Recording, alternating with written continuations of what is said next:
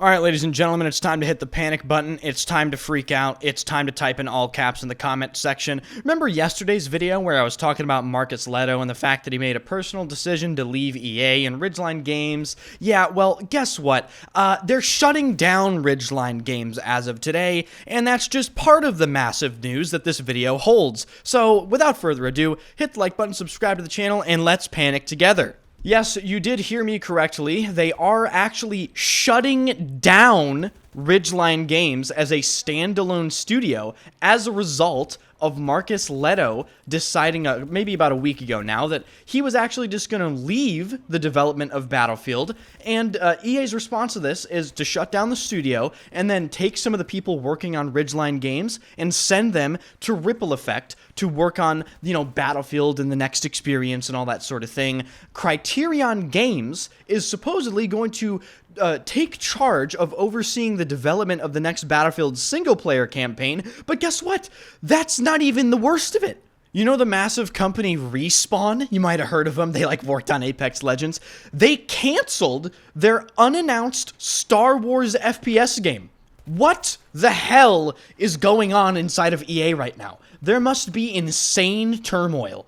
And I'm making this news as pretty much as soon as this news drops. It dropped in the evening of the 28th, and my initial thought is, this is total deja vu. DICE is bleeding talent. First it was the mobile game studio that got shut down, then Marcus Leto leaves, then they shut down Ridgeline Games, then they try to fold people from Ridgeline into another studio, then EA cancels another FPS game internally. What is happening? Allow me to attempt to give you some sort of landscape of the Battlefield community sort of development scene right now. So, DICE is working on the multiplayer, obviously, for the next Battlefield, and now they're co-developing the single-player campaign. Ripple Effect is working on multiplayer, and the Battle Royale. Criterion is now taking over the narrative for the campaign, and EA Gothenburg and Frostbite are now working on the Battlefields, of course. So, Industrial Toys, who is working on the Battlefield mobile game, canceled, just totally canned, and Ridgeline Games, canceled, canned. Thankfully, EA put out this big statement, which I'm now going to read to you, but I want to say some things up front.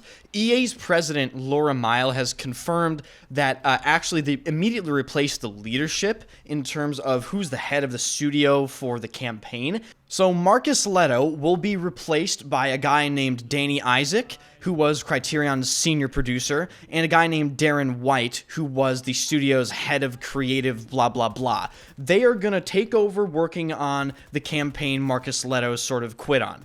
Whether or not they will be able to actually do a decent job and sort of follow in Marcus Leto's footsteps, we have no idea. But at the same time, we don't really know if Marcus Leto was doing a great job either. Let's not assume that.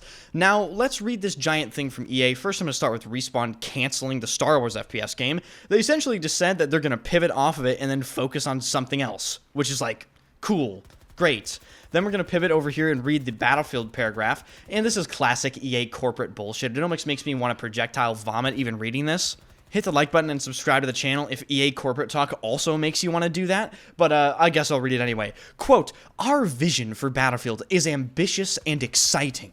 The project is making meaningful progress, thanks to the strong leadership of Vince Zampella and Byron Bede, and dedicated studios committed to building a Battlefield platform our fans will love.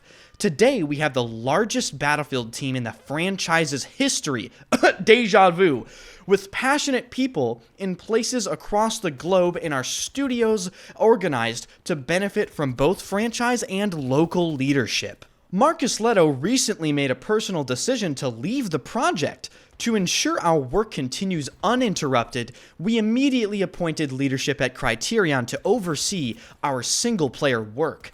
As part of this change, we'll be winding down Ridgeline as a standalone studio in Seattle, with some team members joining Ripple Effect. They'll continue to work with teams across DICE, Ripple, and Criterion as they build the next Battlefield experience." End quote. If I just had to take a wild guess, I would say that the internal sort of dialogue within EA right now is pretty much just ballistic panic. Like, I don't think they expected Marcus Leto to leave. In fact, I think Marcus Leto probably didn't give them much notice, or else I have a feeling this would have gone a little smoother and they just would have smoothly replaced him in the first place. So I would bet that they're definitely freaking out. Now, in terms of what this means for Battlefield, let's be honest, we hate seeing this happen to Battlefield, right?